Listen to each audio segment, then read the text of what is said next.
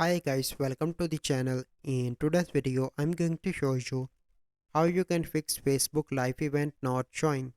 So the first step you simply need to do is to open Facebook application. Click on your profile picture on the top right. From here you need to scroll down and click on help and support. Then you need to click on report a problem. Here you can see option, click on report problem. Click on include. Here you need to select the profile option.